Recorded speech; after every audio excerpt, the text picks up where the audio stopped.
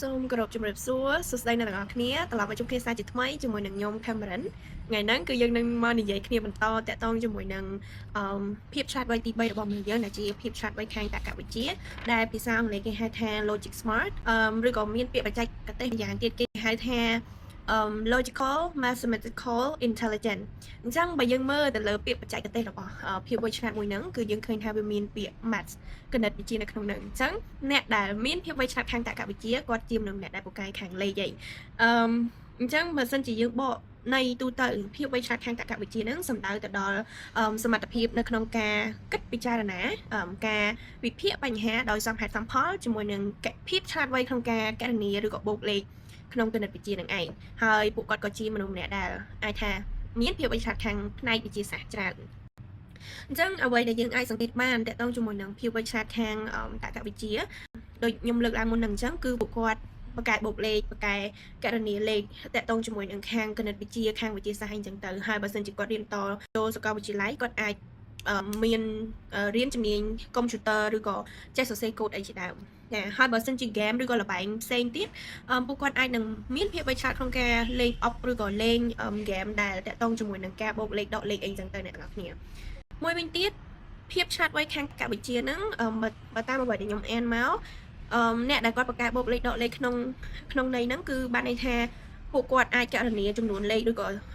លំហាត់ហ្នឹងនៅក្នុងខួរក្បាលរបស់គាត់ដោយគ្រាន់តែថាឃើញប្រធានលំហាត់ដែលគ្រូដាក់មកពឹបគឺពួកគាត់អាចកណនាក្នុងខួរក្បាលគាត់ហើយគាត់ចេញជាចម្លើយមកតែម្ដងឲ្យងាយយល់ហ្មងអ្នកទាំងអស់គ្នាមានន័យថាដូចខ្ញុំអញ្ចឹងខ្ញុំមិនសូវបកកែកណនានៅក្នុងខួរក្បាលខ្ញុំហ្មងនេះតតែខ្ញុំសរសេរលេខឬក៏ចំនួនដែលត្រូវកណនាហ្នឹងចុះមិនខ្ញុំបូកដកចេញប៉ុន្តែអ្នកដែលគាត់មានភាពវៃឆ្លាតខាងហ្នឹងគាត់គ្រាន់តែឃើញប្រធានលំហាត់គឺគាត់អាចឆ្លើយគាត់អាចកណនាឬបូកដកនៅក្នុងខួរក្បាលគាត់ចេញតែម្ដងចេញចម្លើយហ្មងអាហ្នឹងគឺជាអ្នកដែលមានភាពវៃឆ្លាតខាងតក្កវិទ្យាហ្នឹងឯងអ្នកទាំងអស់គ្ន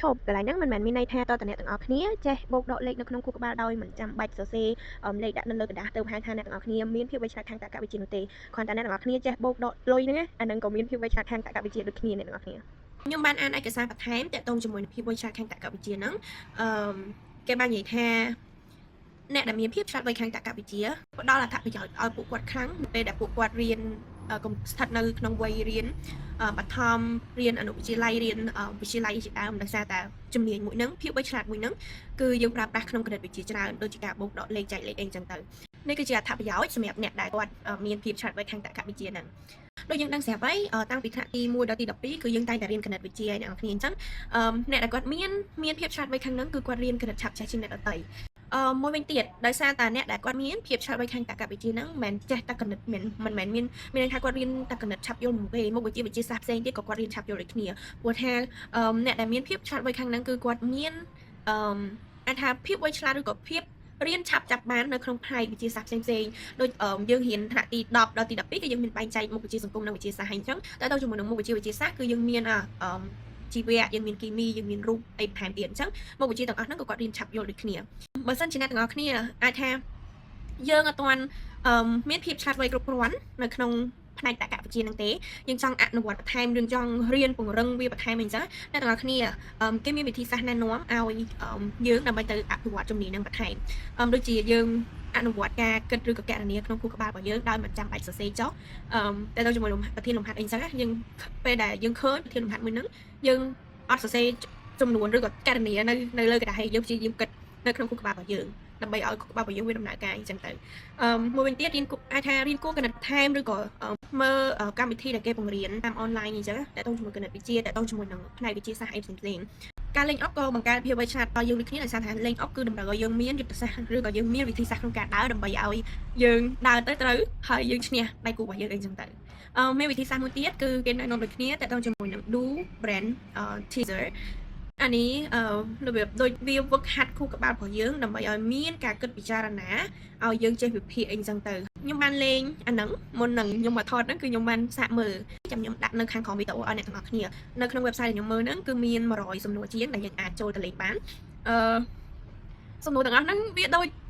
ជួយឲ្យខួរក្បាលយើងដំណើរការអ្នកគ្នាមុននឹងលេងអាហ្នឹងខ្ញុំសូមណែនាំថាបើសិនជាអ្នកទាំងអស់គ្នាអាចថាចង់លេងអាហ្នឹងដើម្បីឲ្យយើងចេះគិតឬក៏ពិចារណាឲ្យបានល្អជាងមុនអាចថាលេងមួយថ្ងៃតិចទៅបានឬក៏អាចថាលេងមកសុបាយខួរក្បាលខ្លួនឯងបានហើយកុំលេងដល់ថ្នាក់ថា លេងច្រើនពេកដល់ stress ដល់អីបើសិនជាលេងយូរៗទៅគិតថាខ្លួនឯងលេងហើយវា stress អូខេជប់លេងកុំលេងវាអត់ល្អហើយបើសិនជាលេងហើយធ្វើឲ្យយើង stress នៅក្នុងហ្នឹងខ្ញុំចាប់អារម្មណ៍ clear ប្រយោគមួយចំនួនដែលវាសមហេតុផលដែលអ្នកគ្នាប៉ុន្តែវា apply សម្រាប់យើងគិតថាវា apply ប៉ុន្តែវាសមហេតុផលហើយវាជួយឲ្យយើងគិតដែរអូខេអញ្ចឹងទី1 a man stand on one side of a river មានបរិសម្នាក់គាត់ឈរមកជាហ៊ាននៃទន្លេម្ខាងនៃទន្លេ his dog on the other មានន័យថាឆ្កែរបស់គាត់គឺនៅមួយជាហ៊ានទៀតនៃទន្លេ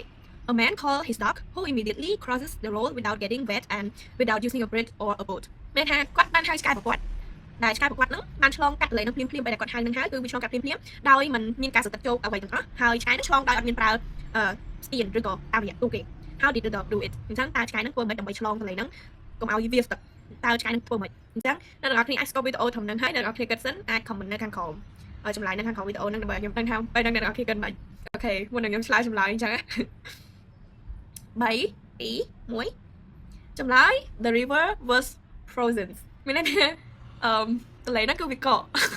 បើសិនជាគិតក្នុងបរិបទនៅស្រុកយើងអត់មានរដូវធ្លាក់ព្រើងណាដើម្បីទឹកទន្លេវាកកវាត្រជាក់ដល់កកអីអ្នកគ្នាប៉ុន្តែដោយសារស្រុកគេវាមានរដូវត្រជាក់ធ្លាក់ព្រើដែលវាត្រជាក់ខាងស្អត់កកអញ្ចឹងទៅអញ្ចឹងឆ្កែហ្នឹងវារត់ឆ្លងទន្លេហ្នឹង